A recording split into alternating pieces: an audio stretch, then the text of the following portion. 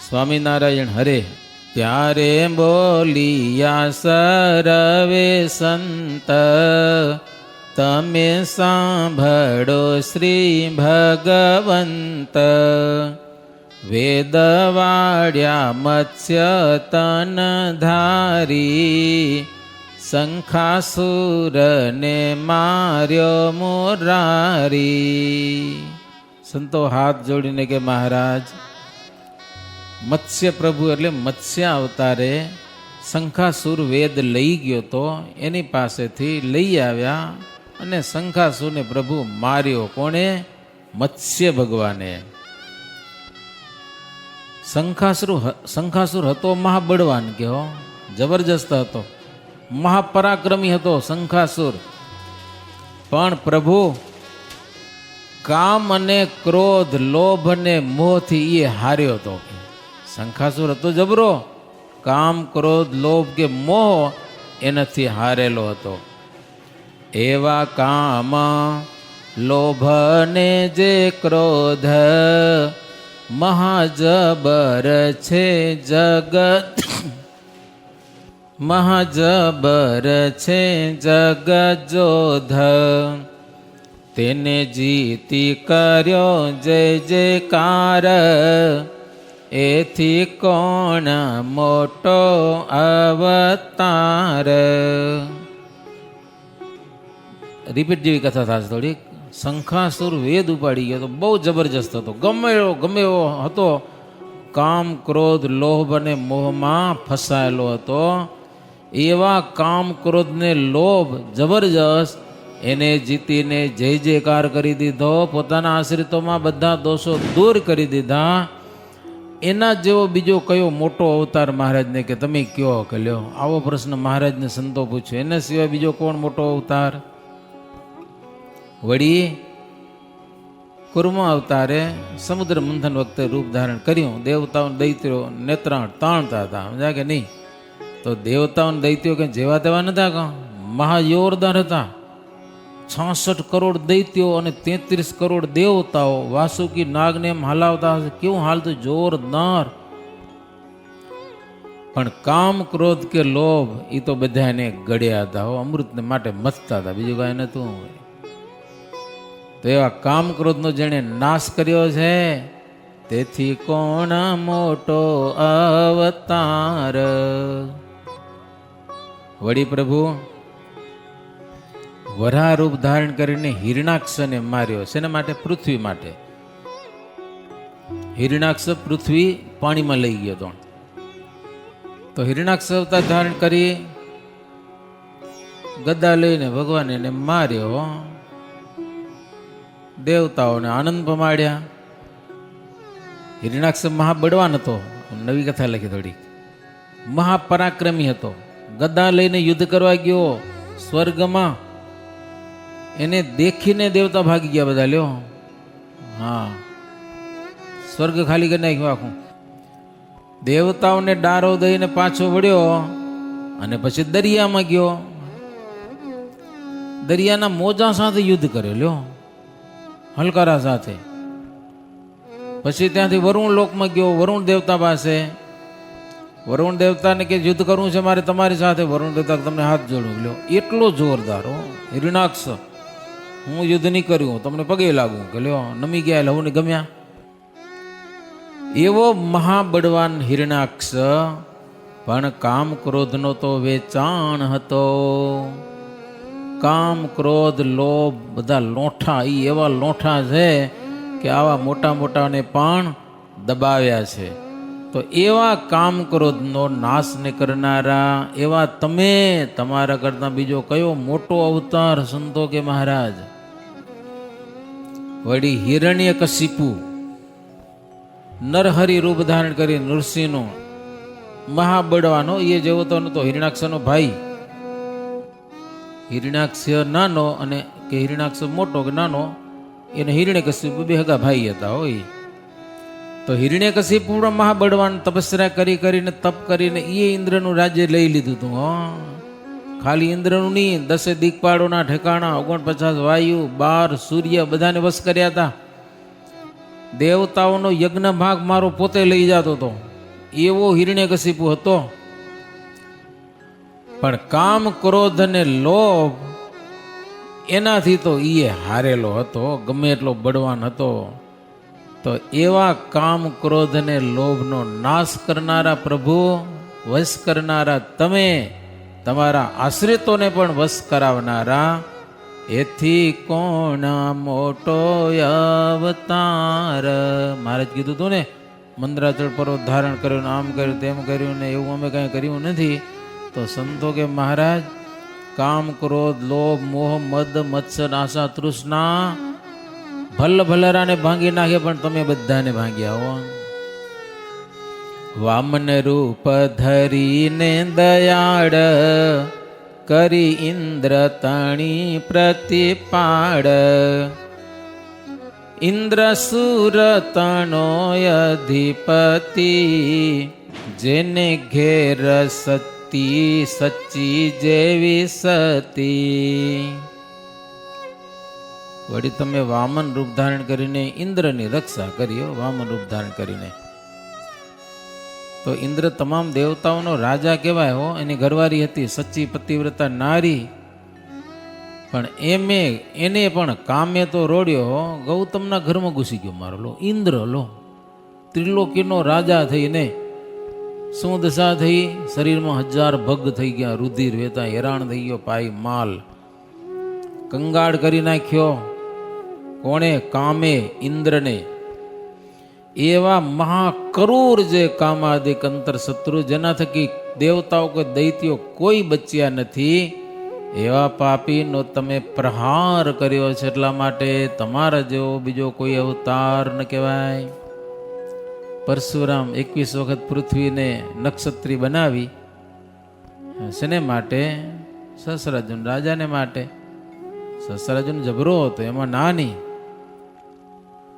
બહુ સમર્થ હતો, પણ કામ અને ક્રોધ કે લોભ એમાંથી મરાણો. સસરાજુન આપણે વાત કરીને એમાં ગયો બધો. તો એવા અંતર શત્રુને શોધીને માર્યા. એના થકી બીજો કયો મોટો અવતાર? શ્રી રામજી અવતાર ધારી, માર્યો રાવણ મહા અહંકારી. રાવણ તપે પામી વરદાન, થયો બહુ અજિત બળવાના. રાવણ બહુ તપસ્યા કરેલી હો, બહુ વરદાન મેળવેલો ને એવો સમર્થ થયેલો. સ્વર્ગ, મૃત્યુ, પાતાળ આ બધાને વશ કરેલા રાવણ હો. બ્રહ્મા હોય કે ઇન્દ્ર હોય કે દેવતાઓ બધાને જીતેલા હો. અરે એ તો ઠીક, વાદળ કહેવાય ને મેઘ, એ એને વશ વર્તે લ્યો. રાવણને કેટલો જબરો હશે. પવન રાવણ કેમ કરે? યમરાજા જંબુરી માટો મારી આવ્યો હતો, યમરાજા કેમ કરે? રાવણ એને વશ કરેલા હતા. 9 ગ્રહો આ બધાને જીત્યા હતા એને. રાવણે એવો મહાબળી ને મહાઅંકારી, એને પણ કામ ક્રોધે મારી નાખ્યો. બોલો, સીતામાં મોહ પામ્યો અને બધું ગયું કે ન ગયું, કુળ સહિત સંહાર થયો કહો. તો એવા કામ ક્રોધને મારનારા તમારા કરતા મોટો કોણ? ઈ કયો કયો. વળી કૃષ્ણે અનંત દુષ્ટનો સંહાર કર્યો. બહુ બળવાન પરાક્રમી હતા, માયાવી હતા. કેટલા બધા અસુરો, જરાસંધ ને શિશુપાલ ને એ બધા કામ ક્રોધથી તો બધા ફસાયેલા જ હતા કે હો. એવા કામ ક્રોધને પ્રભુ તમે મારનારા છો. કામ ક્રોધને જેણે વિદાર્યા છે એ અવતારના પણ અવતારી છે. સંતો કે મહારાજ સૂક્ષ્મ દ્રષ્ટિ વાળાને આ સૂજે, સ્થૂળ દ્રષ્ટિ વાળાને કાંઈ ખબર પડે નહીં, એ ભૂલા પડી જાય. તમે કાંઈ કીધું ને એમાં ભૂલા પડે કે જાડી બુદ્ધિ વાળાને આ વાતની ખબર ન પડે.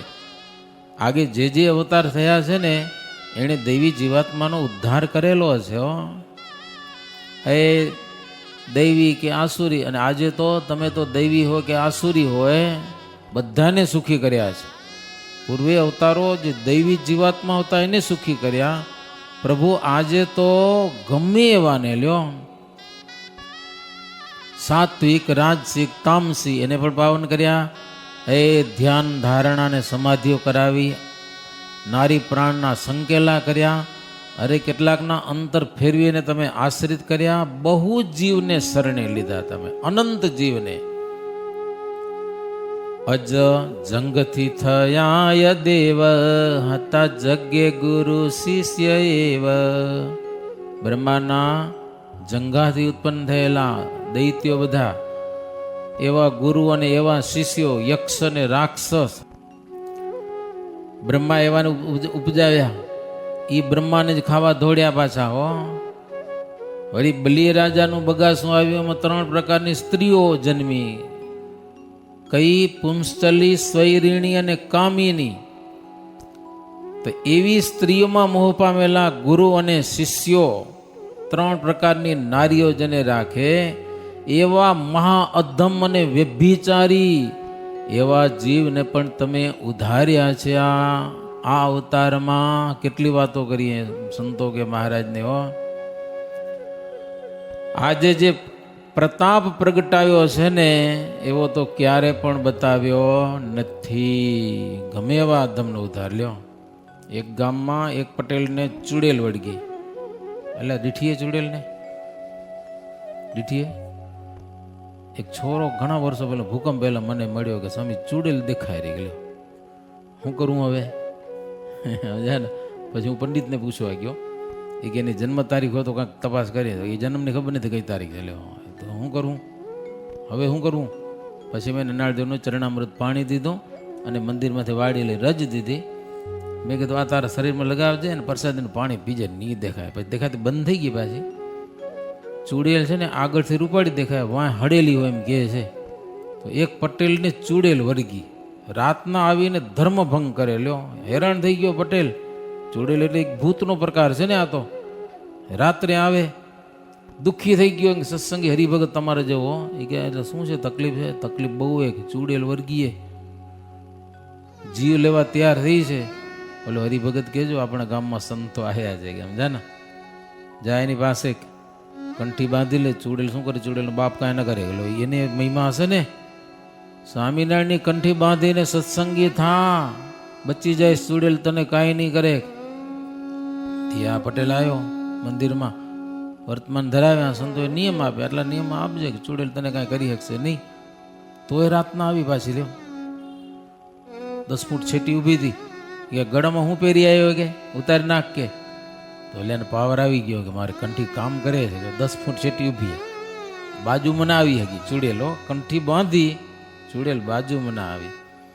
પછી તો હાવ તાજો સત્સંગી કહેવાય, એક દિવસનો.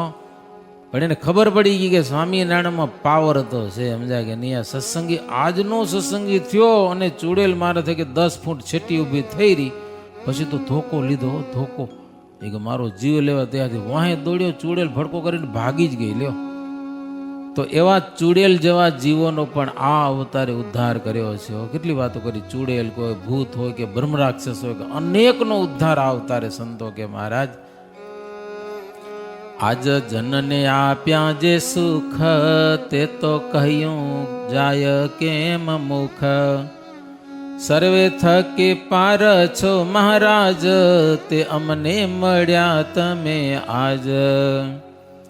દર્શ સ્પર્શ તમારું તે ક્યાંથી, થોડે ભાગ્યે કરી થાતું નથી. જાણીએ અજાણીએ જોડે જે હાથ, તે જન કે દીન થાય અનાથ. અજાણ જ્યાં હાથ જોડી લે મહારાજ તમને, તો એનું ભૂંડું ન થાય ક્યારે પણ. હો દર્શન કરે કે સ્પર્શ કરે એની તો વાત જ શું કરવી. હો જેમ કોઈ અજાણતા અમૃત પી ગયા, અજાણતા, તો એ અમર બની જાય છે. પારસ લોઢાને અડી જાય તો લોઢું છે એ સોનાનું થઈ જાય છે, કંચન બની જાય છે. સૂર્ય ઉગે તો રાત રે નહીં. પાણી પીવો તો તરસ રે નહીં, ભાગી જ જવું પડે એને. હો અગ્નિની પાસે જાઓ તો તાઢ રહે નહીં, ગરમી આવી જ જાય. એમાં પુરાણ પરબ્રહ્મનો સ્પર્શ થતાં કરોડો જન્મના પાપ બળીને બધા ભસ્મ થઈ જાય હો. જીવાત્મા નિર્ભય બની જાય પુરુષોત્તમ નારાયણના પ્રસંગે કરીને. સંતો કે મહારાજ ચંદ્રમાંથી કોઈ દી અગ્નિ વરસે? ચંદ્રમાંથી તો ટાઢક જ વરસે, અગ્નિ નો વરસે એમાંથી ક્યારે પણ. સૂર્ય કોઈ દી કિરણનો ત્યાગ કરે? પ્રકાશનો ના કરે. વીજળીમાંથી અગ્નિ કોઈ દી ભાગી જાય? તો હોય જ એમાં તો. ચંદનમાંથી શીતળતા કોઈ દી ઘટે? આકાશ છે એ શબ્દનો કોઈ દી ત્યાગ કરી શકશે? વાયુ છે એ સ્પર્શ ગુણનો ત્યાગ કરે? કોઈ દિવસ ના કરે હો. તેજ છે એનો રૂપ ગુણ છે, જળનો રસ ગુણ છે, પૃથ્વીનો ગંધ ગુણ છે, એ કોઈ દી દૂર ન થાય, એમાં રેજી. કદાચ ઈ થાય, હાલો નથી થવા જેવું થાય, ચંદ્રમાંથી અગ્નિ વરસે, સૂર્યની કિરણો કદાચ નાશ પામી જાય, તોય હરિ મળે અભદ્ર ન તોય. ભગવાન પુરુષોત્તમ નારાયણ મળ્યા એનું કોઈ દી અમંગળ ન થાય, ન થાય ને ન જ થાય. લ્યો, જેવી રીતે કોઈ વસુધાનું વેજું કરે, ચીંધ કરે પૃથ્વીની, તો ફેલ જાય જ નહીં કોઈ દિવસ. એમ ભગવાન પુરુષોત્તમ નારાયણનો આશ્રય કરે ને તો એનું કલ્યાણ થઈ જ જાય, કે મોક્ષ એનો ફેલ જાય જ નહીં, કે હો એનો અકાજ ન થાય, સારું જ થાય. કોઈ પણ રીતે પુરુષોત્તમ નારાયણનું ભજન કરે, અકાજ ન થાય એનું. કારણ કે વ્રજની નાર ગોપીઓ કામ ભાવે ભજી, માત પિતાનો પણ ત્યાગ કરીને હો. વસુદેવને દેવકી સ્નેહ કરીને હરિનું ભજન કરેલું છે. પછી બકાસુર ને પૂતના ને એ બધા દુષ્ટ ભાવે ભગવાનને સંભાળ્યા છે. કંસ ભય ભાવે ભગવાનને સંભાળતો તો ભય ભાવે, શિશુપાલ દ્વેષ ભાવે, અર્જુન સખા ભાવે, નારદજી ભક્તિ ભાવે, હનુમાનજીને ગરુડજી દાસ ભાવે હરિનું ભજન કરેલું છે. યુધિષ્ઠિર વગેરે સ્નેહ ભાવે હરિને ભજ્યા છે. તો બધા સુખી થયેલા છે. ગમે તે ભાવે ભજો ને, ભગવાન તો એ જીવને સુખી કરે જ છે. એમાં પ્રગટ ભગવાન આ પૃથ્વી પર હોય ને ત્યારે ક્રિયા કે સાધનનું મુખ્યપણું હોય નહીં હોય, એમાં કાંઈ ન હોય. ગમે એવો ધમ પાપી હોય ને, ભગવાન ધામમાં દળીએ લે, એ કાંઈ આડું ના આવે. ને કોઈ દારૂડિયાને કોઈ અક્ષરધામ મળે. જુનાગઢનો નવાબ મરતી વેળે કોઈ દારૂ પાયો હશે ને, પણ મંદિરનો પક્ષ રાખ્યો હતો ને, મારે જ ગમે ધામમાં લઈ ગયા. સભા મારે જ રૂમાલ આડો કર્યો આમ નાકમાં. તો પૂછ્યું કેમ? તો દારૂ પાયો તો ગંધ આવી, તોય ધામમાં લઈ ગયા. શું કામ? મંદિરનો પક્ષ રાખ્યો હતો. અરે એક પથ્થર નાખ્યો હોય પાયામાં, મુસલમાન ગઢપુરમાં, દેખો અલ્લાહ મેં એક પથ્થર ડાલતા હું, એનું કલ્યાણ લો, એને ભગવાન ધામમાં લઈ જાય. એટલે ક્રિયાનું કે કર્મનું કાંઈ એ નક્કી નિયમ ડરે. ભગવાન પુરુષોત્તમ નારાયણ હાજર હોય ત્યારે એના દર્શન છે, એનો સ્પર્શ છે, ભવ પાર ચોક્કસ કરે. સંતો કે મહારાજ એટલા માટે આજ તમે પુરુષોત્તમ અમે નિશ્ચય કરીને જાણ્યા છે, તમે સાક્ષાત ભગવાન છો. કે હો વળી કરોડે કરોડ સૂર્ય અને ચંદ્ર એના કરતાં વધુ પ્રકાશમાન એવું આપણું અક્ષરધામ. ત્યાં પ્રભુ કરોડે કરોડ મુક્ત મંડળની સાથે સેવાતા છતાં હો તમે અખંડ ત્યાં બિરાજમાન છો. અક્ષરધામ છે, ગોલોકધામ છે, બીજા અનેક ધામ છે. જેટલા જેટલા ઈશ્વરીય કહેવાય છે ને, સમર્થ સામર્થ્ય બધી આપણામાં છે. આજે પ્રભુ આપણું ધ્યાન કરનારા ભક્તજનો છે ને, એ દેખે છે. હા, એને દેખાય ધામ ધામના. માટે સહુના કારણ ભગવાના, તમામ અવતારના કારણ પ્રભુ તમે છો. છો અવતારી જે અવતાર કહીએ, તેના ચરિત્ર તે તમારા લહીએ. એહ વાતમાં નથી સંદેહ, વળી કહીએ જણાય છે જે. અવતારના પ્રભુ અવતારી છો. સર્વોપરી સમજણ એ જ છે કે જે પૃથ્વી ઉપર કંઈક વિશિષ્ટ કામ કરેલું છે ને એમાં મારો ઠાકોરજીએ જ કર્યું છે. મારા ભગવાન સિવાય કોઈ કરી જ ન શકે. એ સર્વોપરી સમજણ. રામે કર્યું હોય, કૃષ્ણ કર્યું હોય, મત્સ્ય કચ્છ ભગવાન ગમે તે રૂપે કર્યું હોય, ભગવાન સિવાય અમુક વ્યક્તિ કરે ને તોય એ વ્યક્તિમાં બુદ્ધિ તો ભગવાને આપેલી છે ભાઈ. એની માણસ કોણ કરી શકે? ભગવાન સિવાય કોણ કરી શકે? વૈરાટ નારાયણ જો ઠાકોરજી વિના ઉઠી શકતું ન હોય શરીર, તો બીજા શું કરી શકે? સર્વોપરી સમજણી કે દુનિયામાં જે કાંઈ થાય છે ને મને મળ્યા જે ભગવાન તેના વત્તે જ થાય છે, એને સિવાય બીજો કોઈ કરતા છે જ નહીં. કહેવો આ સર્વોપરી સમજણ. અમને સંશય નથી, મારે તમે ગમે તેમ કહો, પ્રભુ તમારા આશ્રિત ભક્તજનો ધર્મ જ્ઞાન વૈરાગ્ય સહિત મહાત્મા સહિત ભક્તિ કરે છે તમારે પ્રતાપે કરીને.